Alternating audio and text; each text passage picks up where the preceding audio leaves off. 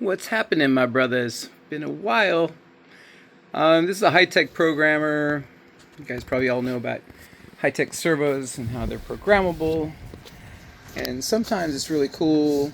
And here's one of those situations. And if you guys have built enough planes with enough servos ganged, I'm sure that on occasion, maybe very rare, but on occasion, you'll start with let's say 2 servos on an aileron, and you'll start with one of them, and you'll get the center you want and the endpoints you want at the degrees you want. Let's say what's popular now, is 38 degrees and 37 down, 38 up, 37 down, and you'll get that, and you'll get the resolution you want. You'll get that with the shortest possible push or shortest possible servo arm, and you'll have your endpoints in your radio up above 110 or 120, so now you got all this resolution, you got all this mechanical advantage, everything's just the way you wanted, because we're all OCD. You wouldn't even be doing this if you weren't OCD. And then you go to set up the second servo, and you can't get it to mimic the first servo.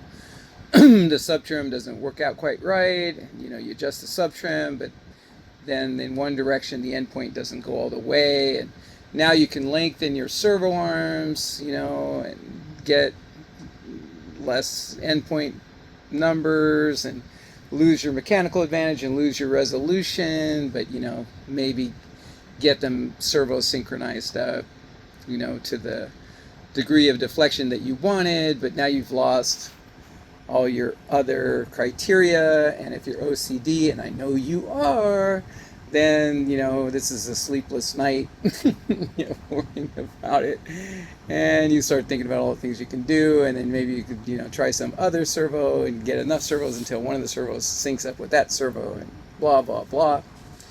And this is where it becomes pretty dang cool to have a field programmer that programs the firmware. Doesn't just set the subtrim and endpoints, but programs the firmware like they do at the factory. So you got a field factory programmer, and you can go in there and adjust the firmware itself to a new center and a new endpoint. And that's what happened to me. I was in the process here. This is the 104 Extreme Flight Edge 540, and this is one of the last 2 planes that I have to convert over to FreeSky. I was on Futaba for 24 years or something, and yeah, that's right, and got going on FreeSky. I've been wanting to get off Futaba for a long time, just because I know it's not state of the art. It's always been a good radio for me. It's always been reliable, and I know all its features and functions really well. But what's interesting, I'm sidetracking now, is I have both. I have the 26 SZ. Oh, it's in that. No, where is it? Oh yeah, it's in that silver box. And then yeah, this is my new, steel charcoal black box for my FreeSky. And anyway, so now at this point, having both, and this is one of my top favorite planes, and this is my second top favorite plane. And this one's been on FreeSky since I first built it, and this one's been on Futaba. And I got to the point now where I actually prefer, even though, like I said, I've always got along good with Futaba, never had a problem with Futaba, I actually would much rather fly the FreeSky now. Feeling in my hands, the connection with the plane, the features, the ergonomics, everything about it, I just like better now. The Expo, the works. I'd rather fly it. I mean, I'd still fly Futaba, but I'm happy for the switch.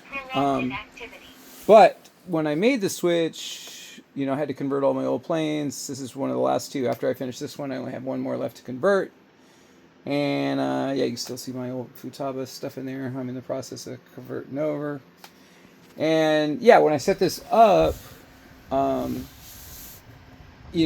flying wise, so that's radio wise and mechanical wise we've been talking about, but flying wise, one of the funnest things that I've been doing flying the last few months, turn this radio off, is I'm gonna turn all this gear off. So it quits talking to me. There's been a lot of maneuvers the last year that I'm working on and implemented into my standard flying now. One of the ones I enjoy, it's something that I kind of do maybe a little bit different than other people. I haven't really watched that much, but on the sim I started doing it like a year ago, where I kind of do a rising tip spin, and then I kind of exit that in a pop top flat spin. So it sort of looks like a pop top, I guess, to most people, but if you really watch it, I enter it different. I come up into kind of a climbing tip spin, and then I go flat from there. And when I do it really well, it really breaks loose and really goes flat at the top. Does a couple of flat spin rotations on the top, and then they drift down, into downward. I'll just bring it down that way, and so I'll land it that way sometimes, and sometimes I'll just do it. And I do it sometimes inverted, sometimes upright, and yeah, it's a lot of fun for me. It brings me a lot of fun, when I hit it just right. And as all you guys know that do any braking maneuvers, the more it spins, the more it breaks loose, the faster it spins. Flat and stuff, or cartwheels. If it's a cartwheel maneuver, like a crankshafting type thing, then the more it does it, the faster it does it, the more it does it, the more fun it is.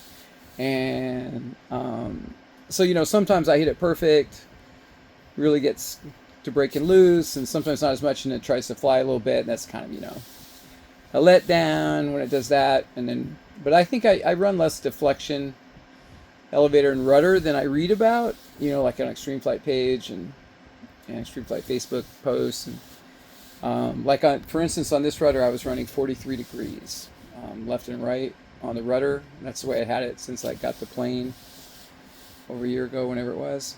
And it flies nice that way, but I wonder in some of these braking maneuvers, I think I have, all my elevators, I think in all my planes, every time I check them at the field with the electronic throwometer, they're always 57.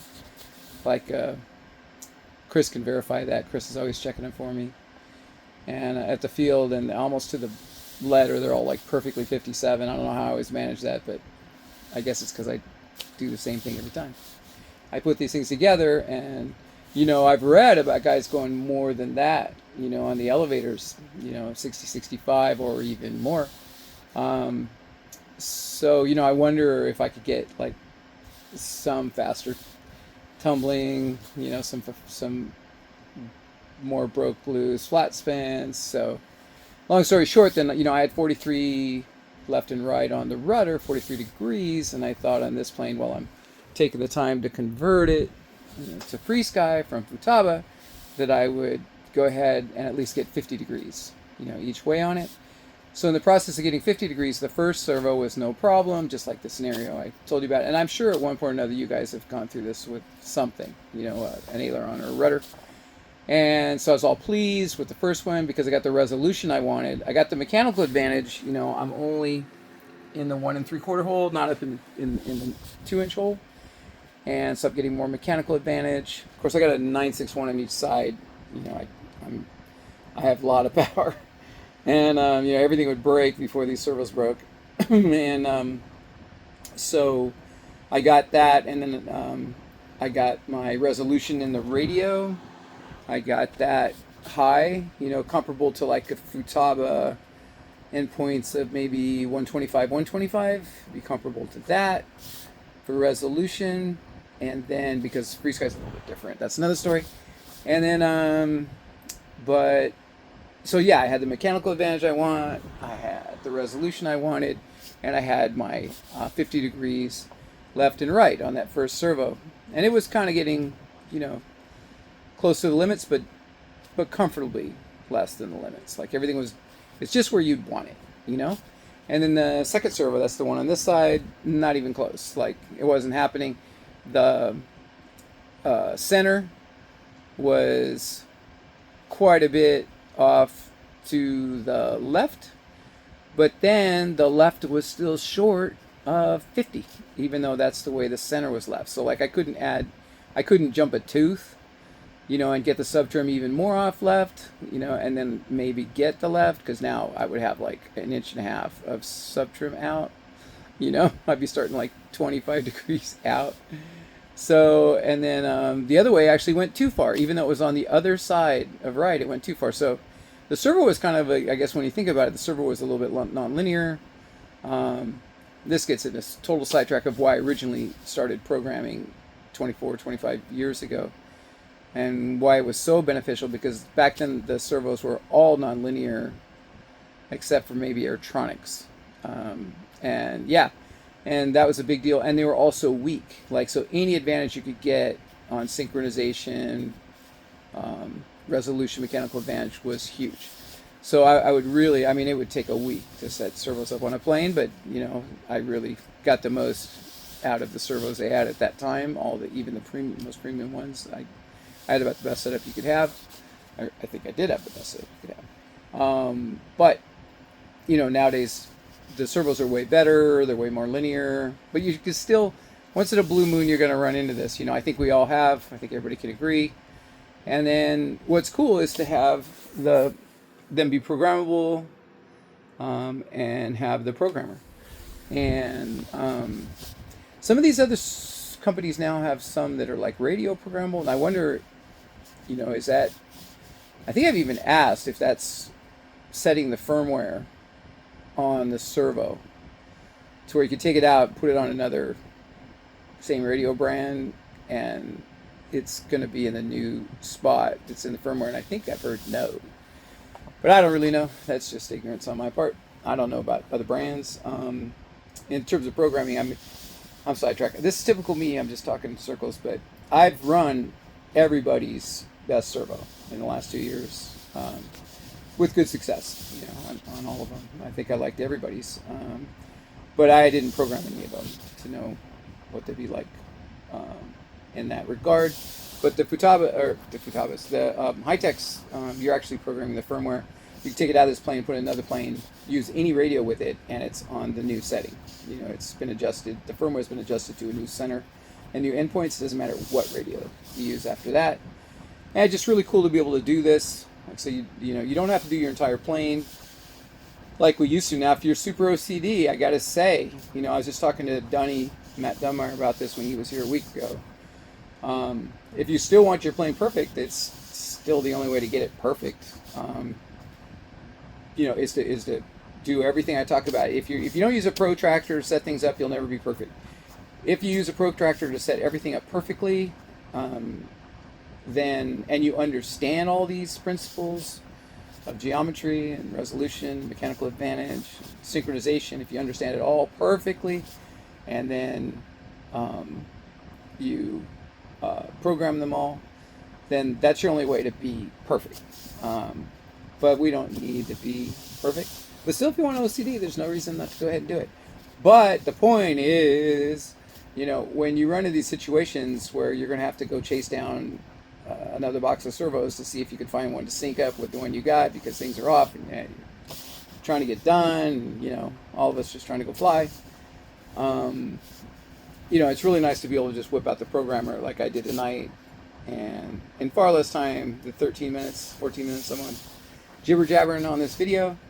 In way less time than that, I whipped out the programmer, and I took and programmed the servo to a new endpoint, and a new center and new endpoints left and right that allowed me to have resolution, mechanical advantage, and synchronization with the other servo without having to, change the servo or change anything else. There's nothing I had to do except a couple minutes of programming the firmware on that servo itself. That's pretty cool. So I bring that. Once in a while I do a plug for the Hitec programmer because it is cool. And like I was telling Matt Dunbar last week, if you really were OCD, like I used to be, and if I wanted to be really OCD again, I'd have to use protractors. You can't get it without them, protractors. There's no point even talking about a perfect plane if you didn't set it up with protractors. Let that be said to all pilots of the world, no matter what elite level you're at or anything. Your plane is not perfect. I hate to tell you, you iMackers and unlimited and invitational classes. If you didn't use a protractor and you don't understand every principle, your plane is not perfect. Sure, it's good, and sure, your flying skills are still going to beat everyone. But your plane ain't perfect if you didn't set your linkages up with a protractor after fully understanding what you need to be setting up. And then at that point, your plane can only be finished being perfect if you program every servo. But that's a lot. For me, the servos are so good now, and yeah, everything's fine. It's just really the push-pull rudder. Like I said in the podcast with Juan Sanchez Garcia on his YouTube channel, that he has, that's the only real issue today, with this stuff is if that it actually is binding. You actually, would be very beneficial if you understood all this for push-pull rudder, which is what I have, and I think you kind of got to have nowadays with third scale and above. I was trying to avoid it 2 years ago. Here I'm just sidetracking again. I was ganging two on one side, doing different things I've done in the past that are cool, but the hard points are not strong enough. Push rods are not strong enough. Linkages, the ball links, control horns, all this. Yeah, control horns. None of this stuff is strong enough. And you really need to spread the load. So you really need to have push-pull. You need one on each side of the plane for third scale and above, and especially if you're trying to go 50 degrees like I'm doing here, or the Rumorville. I don't have the experience to know, but I've read extreme flight stuff where they're going more than that, on rudders, and then then it's really going to be a critical thing. But that's even a sidetrack, because initially what I was talking about was even on 38 degrees of aileron deflection, even on 45 degrees of rudder deflection, if you have two servos on the aileron or two servos on the rudder, you can run into a spot where the servos are just that much different that you can't get them to sync up. And it's really more the servo arms, where the teeth are cut. A lot of times you can buy a box of servo arms, just use a different one. Yada yada yada. All that stuff is a lot of talk. The cool thing is when you run into this, if you're running Hitecs, which I'm sold on the 961 Hitec servo big time after running all the best of everyone else. Even though the other ones are good, I would happily run them, but first choice would be these. And then the fact that when something like this comes up, that I can program the actual firmware on the thing, pretty darn cool. So that's about that story. 18 minutes in. I don't know what else I can tell you about RC these days. I don't know if any of you have ever had a prop. This prop over here I'm sending back from Falcon. It came half painted. I got too many props. So the top half was white and the bottom half was just black, and the stripes weren't on it or anything.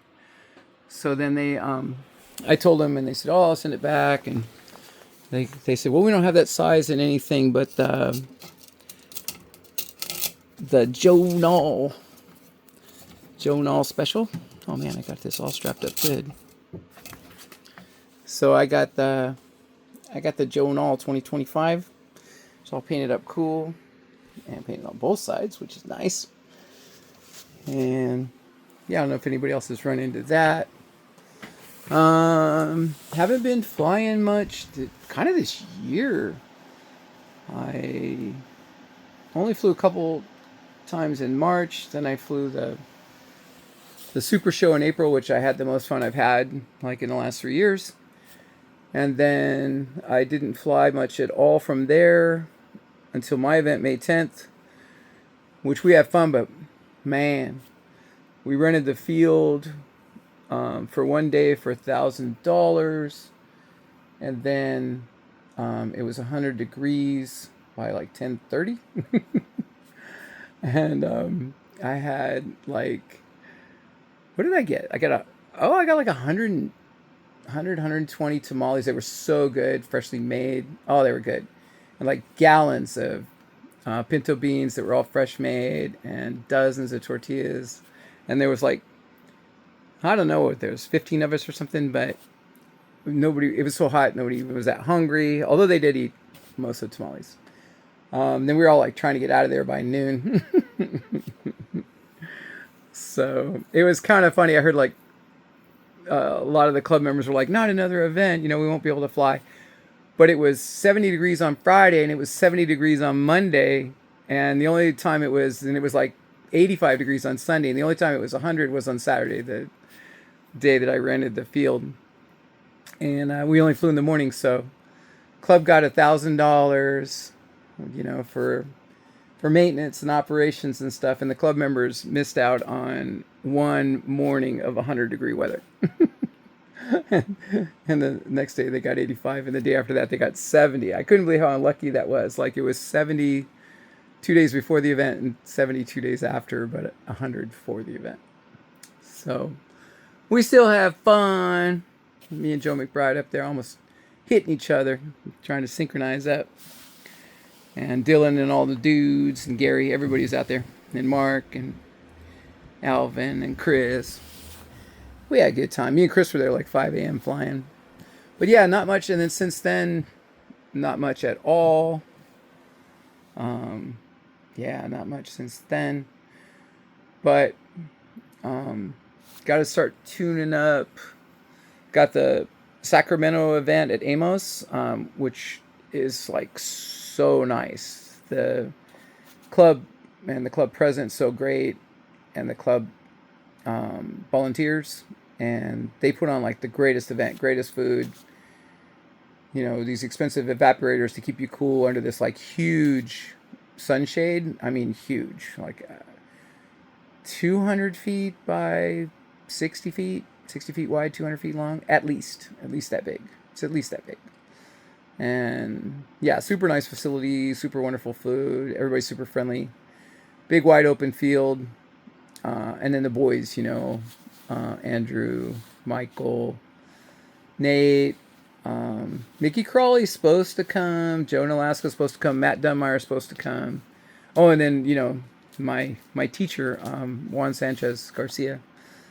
I love it when he gives me guidance when I'm flying. Mostly, I'll try to rifle roll down the runway with them, and we get down low, like 10, 15 feet, and I'm going for a while. And then I start to pull up, and he goes, "You just got scared again." I go, "Yeah, I did." Matter of fact. And but that's coming up, and then the Hammett 3D event that I started 2 years ago, and then Dylan took over last year, and then Dylan's running again this year. That's going to be, I think, in November again. You can see all those on the AMA website for upcoming events, and the AMA magazine upcoming events, and on social media, stuff like that. I got the pages for them and stuff, but I'll have to start brushing up at least like into August, beginning of September. I have to start getting going again. But I kind of put myself on timeout to get some chores done this year, like get all the planes sorted out. I got rid of a bunch of planes that just had way too many. And I discovered what I really want. Not that any of that would matter. It's so interesting to me. Like the first plane I bought 2.5 years ago, coming back, was the Skywing 116-inch extra NG. And if I just had, got 2 of those and just flew those till now, that would have been great, But I have converted to the 104s, or the 104 is not the right way of putting it, but the 120cc class, yeah, that's what I want. And I just want disposable planes, easily replaced, parts easy to get. I don't want any fancy planes. I don't want to fly a fancy plane. I just want quick and easy disposable planes so I can fly hard and, learn and not worry about the planes. And so I learned that.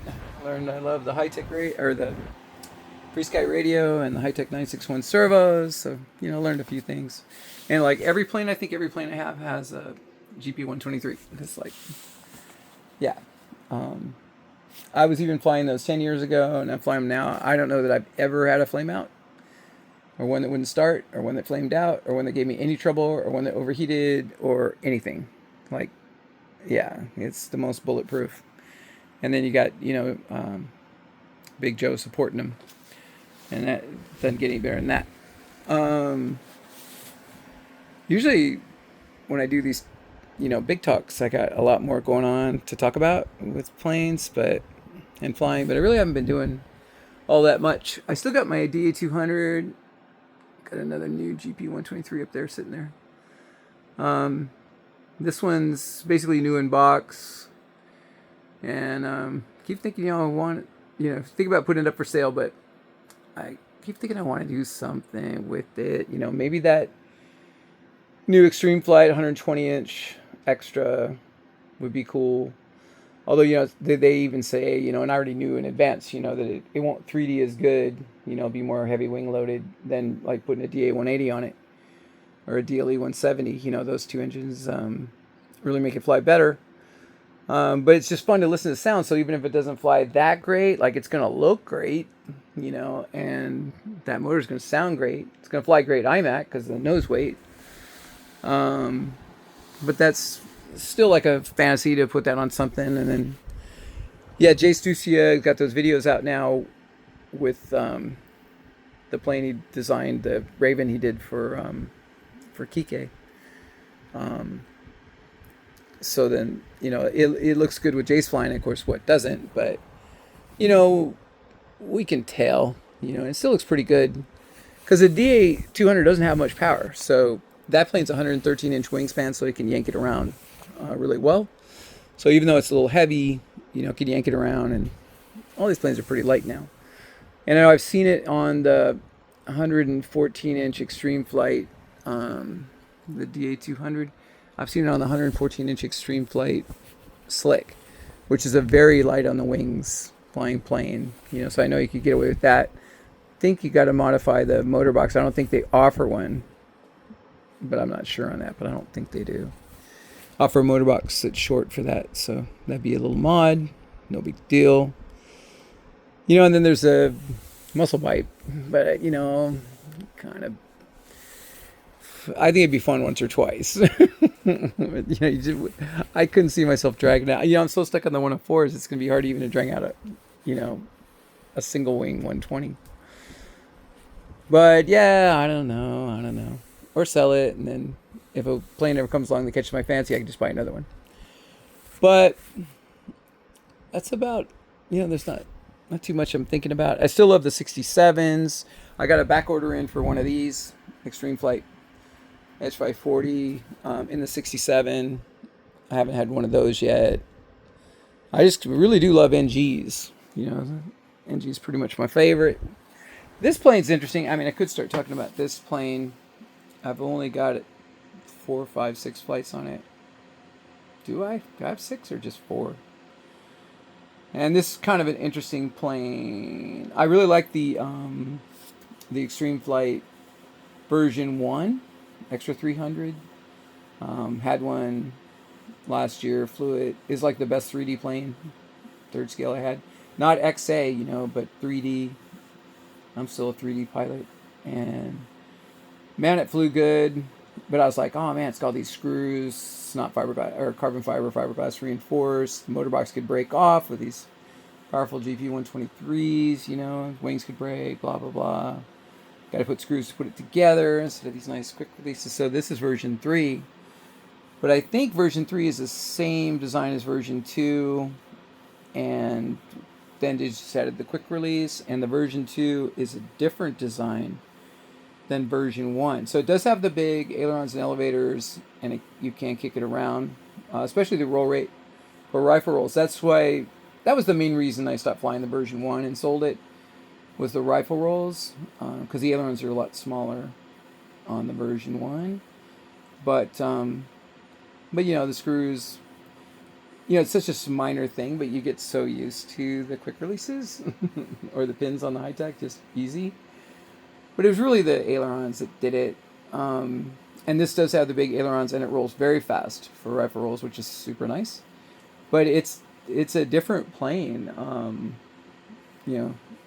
They designed it different, and Hey, it's good. I mean, they're all also good. Um, but it doesn't fly the same. Like I would have liked to fly in, had the version 1 with the quick release and all the structural reinforcement. Um, but yeah, this is.